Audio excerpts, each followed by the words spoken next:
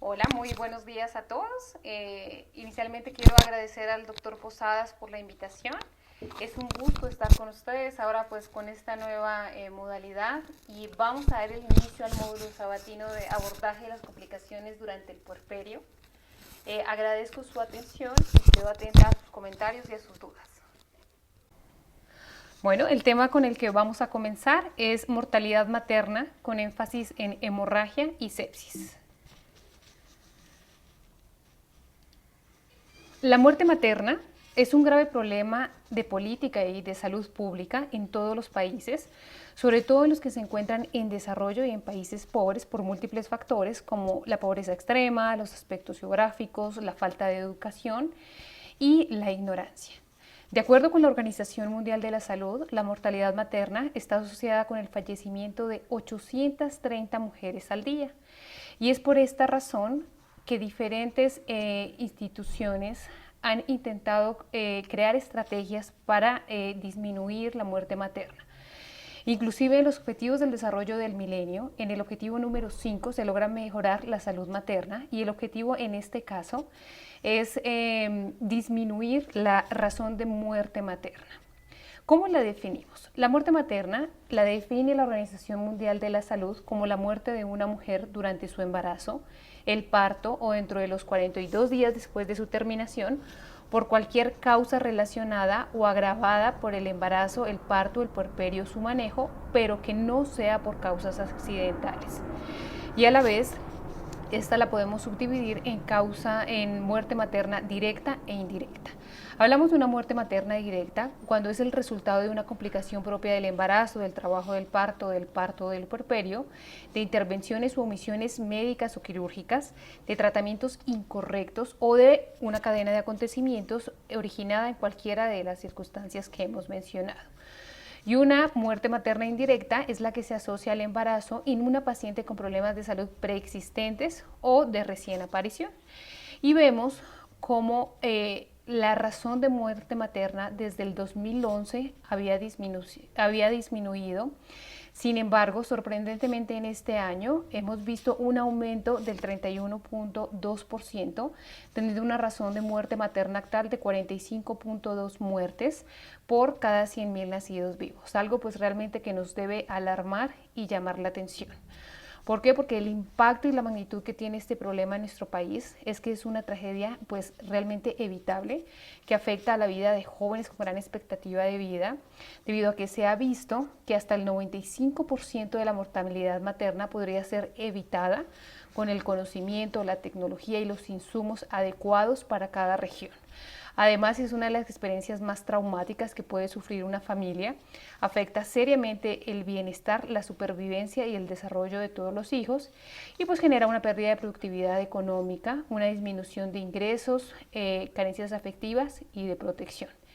Y vemos como más de 1 millón de niños en el mundo quedan huérfanos cada año por la muerte de sus madres y la repercusión que hay la muerte materna en los niños, pues realmente es grave porque son niños que van a tener menos cuidado, menos probabilidad de que estudien, de que padezcan baja autoestima, va a haber mayor riesgo de una desintegración familiar, que inicien a trabajar en la niñez, hay mayor riesgo de que ingresen en la delincuencia, en adicciones y en violencia.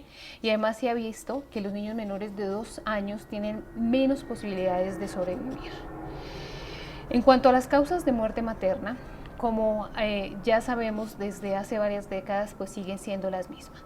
En esta presentación vamos a tratar dos, que es la hemorragia obstétrica y la sepsis. Vamos a empezar por la muerte materna secundaria a hemorragia obstétrica.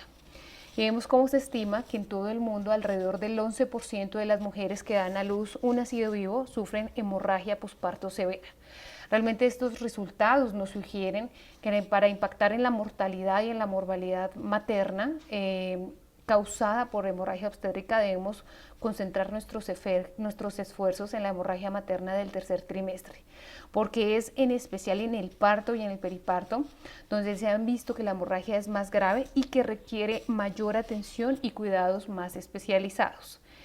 Los factores evitables de la muerte materna por hemorragia son el transporte, debido a que tenemos pacientes que viven en zonas alejadas de los servicios de salud, con dificultades para transportarse y para llegar a un hospital, al personal de salud que es escaso o que no tiene el entrenamiento o no cuenta con las estrategias para resolver las diversas complicaciones durante el embarazo y el parto. Y es por eso que la Organización Panamericana de la Salud hace énfasis en la capacitación de todo el personal que tenemos el privilegio de poder tratar a las pacientes embarazadas. En cuanto a la sangre, pues realmente es un factor muy importante el tener sangre segura y disponible para transfundirse en todos los centros donde se atiendan partos. El tratamiento, debido a que la ausencia de tratamiento, de medicamentos esenciales o de equipos, aumenta el riesgo de que muera una mujer. Y la cultura, como lo hemos visto cuando vamos a nuestro servicio social, por el rechazo de la medicina occidental en comunidades, que realmente cuando buscan atención médica es cuando ya las complicaciones pueden ser realmente desfavorables. Ahora, todos conocemos las diferentes causas de muerte materna, conocemos las TES, conocemos los factores de riesgo, pero realmente esto nos puede ayudar a disminuir la muerte materna difícilmente, porque se ha visto que solo el 40% de las pacientes que tienen hemorragia obstétrica se ha identificado un factor de riesgo. Vemos este estudio en el cual se estudiaron todas las muertes maternas en el Instituto Mexicano del Seguro Social durante el 2011. Fue un estudio descriptivo y retrospectivo que buscó describir las características materno-fetales en las muertes maternas secundarias a hemorragia. En este estudio tomaron en cuenta 32 pacientes que habían presentado muerte materna y vemos aquí las causas. En primer lugar, como conocemos, es la atonía uterina, pero algo que nos debe llamar la atención es que la atonía uterina se ve asociada a las otras causas de muerte materna. Vemos cómo se ve asociada a enfermedades hipertensivas del embarazo, como preeclampsia, síndrome de Gel, aborto, y a infecciones como coriamnionitis.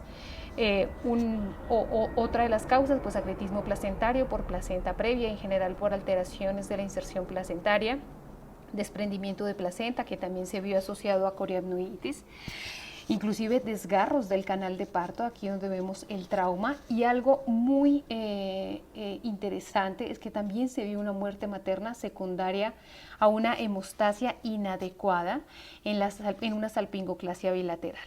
Entonces a veces decimos, es una salpingoclasia posparto durante la cesárea, y debemos cuidar todos nuestros procedimientos, inclusive los que creemos dominar. En este otro estudio se realizó una revisión de los casos de muerte materna y de NIRMIS secundarias a hemorragia obstétrica en Sudáfrica del 2002 al 2006. Y en esta, pues se vio que las causas de muerte materna o de NIRMIS por hemorragia son: 1, no haber empleado el manejo activo del tercer periodo del trabajo de parto, que sabemos que es la estrategia que más se ha demostrado que puede disminuir la hemorragia por atonía uterina. Otro, no haber corregido la anemia de forma prenatal, no haber prevenido el trabajo de parto prolongado. Uno de los más importantes, el que no podamos reconocer la severidad del sangrado, que no sepamos cuánto sangrado llevamos con nuestro paciente, pues lo cual va a llevar a un retraso tanto en la reanimación como todo el manejo, remisión y todos los aspectos secundarios a este. Y pues por último, la falta de preparación. Como vimos, es fundamental la preparación y el entrenamiento en todas las causas de muerte materna. Dentro de las causas de la mortalidad por hemorragia se vieron un diagnóstico que fue inoportuno o incorrecto, una referencia tardía secundaria a este y un manejo tardío o que fue inadecuado para la causa. Entonces nos preguntamos, ¿cómo podemos diagnosticar la hemorragia obstétrica? ¿Sí? ¿Qué decimos? ¿Podemos estimar de una forma adecuada la cantidad de sangrado que tenemos? ¿Podemos evaluar los signos vitales de forma confiable o esperamos a que nuestra paciente tenga una alteración en el estado de conciencia? Realmente todo ese problema va inclusive desde la definición de hemorragia obstétrica, ¿sí? Porque en algunos centros tomamos 500 por parto, 1000 por cesárea, no, mejor tomamos el hematocrito o la alteración en los signos vitales. Sin embargo, debemos tener en cuenta y cualquier sangrado que tenga una repercusión en la paciente ya es un sangrado significativo, ya estamos ante una paciente chocada. Y es por esto de la importancia que nosotros podamos cuantificar el sangrado. Inclusive la Organización Mundial de la Salud recomienda la estimación visual como el método de elección para cuantificar el sangrado. Sin embargo, mientras nosotros estamos con nuestra paciente, podemos perder la noción de cuánto llevamos y cuando nosotros lo notemos puede ser demasiado tarde, como vemos en esta imagen. Entonces, la estimación visual realmente es algo subjetivo y se ha visto que puede tener una diferencia entre 300 a 2000 mililitros y es por esto que se asocia tanto a diagnósticos como a tratamientos tardíos. Por lo tanto, la recomendación es que podamos pesar las gasas y las compresas en recipientes empleados específicos para colectar el sangrado. Y otra alternativa que también está recomendada es realizar la estimación objetiva mediante bolsas colectoras que ya se encuentren graduadas para este fin. Y revisando la evidencia, vemos que en una revisión sistemática que incluyó 36 estudios que evaluaron la certeza de la estimación visual del sangrado, demostró que realmente nosotros tenemos una muy baja efectividad en acertar en el sangrado posparto. Entonces, ahora, ¿a qué le hacemos caso? A los signos vitales, veamos. Realmente las distintas guías de práctica clínica hacen referencia a que la alteración en los signos vitales es evidencia clínica del choque hipovolémico. Es decir, cuando una paciente ya tiene alteraciones, ya está chocada. Sin embargo, se ha demostrado que los cambios en los signos vitales no tienen relación con la cantidad de sangrado. ¿Pero por qué sucede esto? Por los cambios fisiológicos propios del embarazo, es decir, la adaptación cardiovascular que se presenta tanto previa al parto, ya sea por el aumento fisiológico de la frecuencia cardíaca y del volumen circulante, como del gasto cardíaco que puede ser del 50%, o la disminución de las resistencias vasculares periféricas y de la presión arterial. Y además los cambios adaptativos que se van a presentar también durante el trabajo de parto, debido a que secundario a las contracciones uterinas, al dolor y la ansiedad y a las maniobras valsalvas durante el parto, hay un aumento simpático, un aumento del tono simpático que va a llevar al aumento de la frecuencia cardíaca y aumento de la presión arterial. Por lo tanto, vamos a tener en cuenta las siguientes recomendaciones. Primero, que en mujeres sanas durante el puerperio inmediato, los cambios adaptativos que previenen de cambios en los signos vitales hasta que la cantidad de sangrado ha superado los 1000 mililitros y que ante la presencia de una hipotensión con una presión sistólica menor a 80 mililitros asociada a taquicardia, taquipnea y alteraciones del estado mental, generalmente ya tenemos un sangrado mayor a 500 mililitros. Segundo, que durante el nacimiento se presenta una variabilidad sustancial en los signos vitales, por lo que es difícil establecer un punto de corte que nos indique la necesidad de intervención. Por lo tanto, ¿qué tan útil puede ser utilizar las tablas que nosotros ya conocemos para la clasificación del choque hipovolémico en la paciente embarazada en un momento de urgencia? Pues secundario a todos estos problemas que se presentan es que se ha plantado la utilidad del índice del choque, el cual lo podemos calcular con la frecuencia cardíaca disminuido en la presión sistólica. Si bien el uso de la frecuencia cardíaca y de la presión arterial de forma individual no ha tenido una utilidad significativa para el choque hipovolémico, pues la combinación se ha visto que sí puede ser de utilidad como indicador de hipovolemia, debido a que existe una relación inversa entre el índice de choque y la función ventricular izquierda. Y además porque este se relaciona con la severidad de la reducción del flujo sanguíneo y del transporte de oxígeno. Ahora, la utilidad del índice de choque, específicamente en nuestras pacientes en obstetricia, se ha observado una relación directa entre el índice de choque mayor a 0.9 con el diagnóstico de hemorragia severa y con la necesidad de que nuestra paciente requiera una transfusión. Revisando la evidencia en un estudio con 958 pacientes obstétricas con choque hipovolémico, se observó que el índice de choque es el mejor predictor para muerte materna y pronóstico materno adverso que los signos vitales convencionales.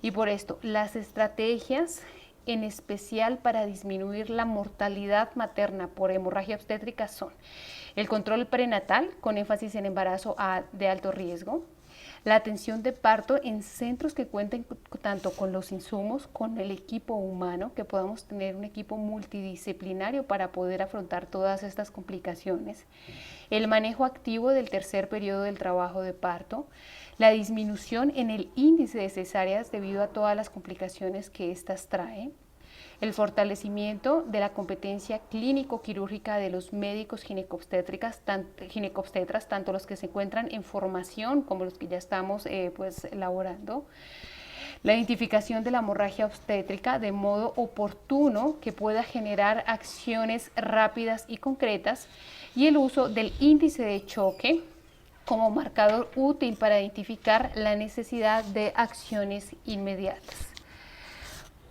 Ahora, continuando, pues vamos a ver la muerte materna asociada a sepsis. Y realmente vemos que la sepsis es una también de las primeras causas de muerte materna. Realmente ha recibido un poco menos de atención y de investigación que la preeclampsia o que la hemorragia. Sin embargo, dado a que las infecciones son más difíciles de detectar y se presentan con mayor prevalencia durante la mujer embarazada, hay mayor probabilidad de que estas puedan llevar a una sepsis, a muerte o inclusive a infección neonatal con las potenciales complicaciones que lleva a los recién nacidos. Y a la vez, todo el proceso séptico también se ve enmascarado por todos los cambios fisiológicos asociados al embarazo y por esto también la dificultad para el diagnóstico y para poder tener un manejo adecuado y oportuno. ¿Pero qué es la sepsis? Pues la sepsis es una disfunción orgánica potencialmente mortal causada por una respuesta incontrolable del huésped a la infección. Cuando ocurre durante el embarazo, durante el parto o después de o después de un aborto, lo llamamos muerte materna. Ya las principales definiciones, manejo y complicaciones las vamos a ver en una charla que vamos a dar posteriormente. Pero algo muy importante es que representa una mortalidad muy elevada, hasta del 50% en las pacientes que las presentan. ¿Cuáles son los factores asociados a sepsis gestacional? Los podemos dividir en factores intrínsecos y extrínsecos. Los intrínsecos, asociados a ruptura prematura de membranas, a cerclaje, a más de 6 tactos vaginales, intraparto por partos prolongados, trauma vaginal, cesáreas o episiotomías, y pospartos por hemorragia, laceraciones o infecciones de la herida quirúrgica. Pero además tenemos otros factores como es la obesidad, un gran problema de salud pública en nuestro país, diabetes, alteraciones inmunológicas, inmunosupresión, desnutrición o anemia, infecciones como cervicovaginales, el haber tenido un pobre control prenatal, tener enfermedades crónicas, ya sean renales, hepáticas o cardiovasculares, y pues también uno de los principales problemas en el momento, que es la resistencia bacteriana. Pero adicionalmente a todos los factores maternos que estamos viendo, también se han visto otros factores del medio que se ven asociados a una mayor muerte materna por sepsis, y son la demora en realizar el diagnóstico y en iniciar la antibiótico-terapia. Ahí es donde viene el concepto de la hora de oro, el manejo en hospitales con baja capacidad resolutiva para este problema, que se inicie un tratamiento inadecuado del choque séptico, y otro factor es la falta de modificación de las conductas terapéuticas ante el deterioro de las pacientes. Algo que les quiero mostrar es, en este momento nos encontramos en la semana epidemiológica número 45. Si nosotros comparamos esta semana epidemiológica, pero hace un año, vemos como las principales causas de muerte materna eran las enfermedades hipertensivas asociadas en el embarazo en primer lugar, la hemorragia obstétrica, el aborto y en séptimo lugar la sepsis, ¿sí? Ahora vamos a ver para la semana epidemiológica número 45 de este año como el COVID-19 está ocupando la primera causa de muerte materna, secundaria, seguida por hemorragia obstétrica y enfermedades hipertensivas asociadas al embarazo. Sin embargo, vemos como en el quinto lugar tenemos pacientes a las cuales no se les ha podido confirmar SARS-CoV-2, están como probables, y además enfermedades del sistema respiratorio que complican el embarazo, el parto o el puerperio. Realmente es algo que nos debe alertar debido a que se han registrado muertes confirmadas por COVID-19 desde la semana epidemiológica número 15, es decir, desde la primera semana de abril, y desde la semana epidemiológica número 28, es decir, desde la primera semana de julio, el COVID ha sido la primera causa de muerte materna en nuestro país. Entonces, ¿qué sabemos de la infección, ¿sí?, por COVID-19 y la sepsis viral? Realmente, aunque la mayoría de los pacientes infectados por SARS-CoV-2 tienen una enfermedad leve, aproximadamente el 5% de las pacientes presentan lesión pulmonar grave y disfunción multiorgánica, lo cual resulta en un 1.44% de letalidad. Y la sepsis viral es más precisa para describir todas las manifestaciones que presentan los pacientes con COVID-19 grave o críticos. Realmente, aunque han sido bastante los esfuerzos por conocer esta enfermedad, sabemos hasta ahora pues que los pacientes graves con COVID-19 desarrollan manifestaciones clínicas típicas de shock, inclusive en ausencia de hipotensión manifiesta. Y muchos de estos pacientes ya presentan acidosis metabólica severa, lo cual indica una posible disfunción de la microcirculación, que además llevan a una insuficiencia multiorgánica que va a llevar a mayor letalidad. Y el compromiso multiorgánico por la infección por SARS-CoV-2 lo vemos desde la parte pulmonar con un daño alveolar difuso, formación de membranas hialinas, células mononucleares y macrófagos infiltrados, infectando espacios aéreos con un engrosamiento difuso de la pared alveolar, hasta pues los diferentes compromisos de los otros órganos como edema y degeneración dispersa neuronal, necrosis de ganglios linfáticos ciliares, hepatomegalia con infiltración de células inflamatorias, atrofia esplénica, hemorragia focal renal. Todas estas alteraciones se han visto en necropsias de pacientes con SARS-CoV-2 como causa de muerte confirmada. Y lo que hemos visto es que, lo que se ha logrado describir hasta el momento es que en los casos graves o críticos de COVID-19, la integridad de la barrera epitelial se ve gravemente interrumpida. Realmente es una respuesta a la infección por macrófagos alveolares y por células epiteliales que llevan a producir diversas citoquinas y quimiosinas proinflamatorias, y que tras este cambio los monocitos y los neutrófilos llegan al proceso infeccioso intentando eliminar los exudados con partículas de virus y células infectadas, lo cual resulta pues en una inflamación descontrolada.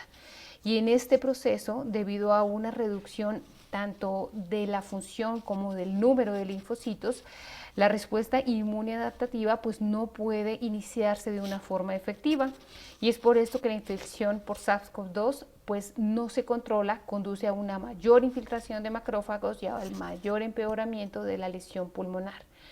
Y todo esto pues va a llevar al compromiso multiorgánico y a la sepsis viral. Sí, aunque todavía pues todo el proceso de esta enfermedad que ha sido pues desconocida para todos, lo estamos estudiando, vemos cómo todas las manifestaciones que presentan los pacientes graves pues cumplen los criterios diagnósticos de sepsis y de shock séptico descritos en el consenso número 3 de sepsis. Inclusive hay estudios en los que se han realizado diferentes cultivos, tanto para bacterias como para hongos, para pues determinar si hay una sobreinfección u otra causa de esta sepsis, de este choque séptico, y se ha visto que hasta el 80% de los pacientes pues son negativos para este tipo de cultivos, presentando como única infección y única causa de este choque séptico el COVID-19. Por lo tanto, las estrategias que nosotros debemos tener en cuenta es que, uno, necesitamos una prevención efectiva de todos los procesos infecciosos. un diagnóstico temprano, un manejo oportuno y correcto de la sepsis materna en centros que cuenten con un equipo multidisciplinario. Y lo más importante y la estrategia que más debemos tener en cuenta en este momento es la prevención. ¿Por qué? Porque estamos ante una enfermedad que ha superado la letalidad de nuestras pacientes embarazadas, ha superado a la preeclampsia, ha superado a la hemorragia obstétrica y lleva desde julio siendo nuestra primera causa de muerte materna. Entonces sí debemos prestar atención a esta clase de sepsis, a esta infección que está matando a toda nuestra población.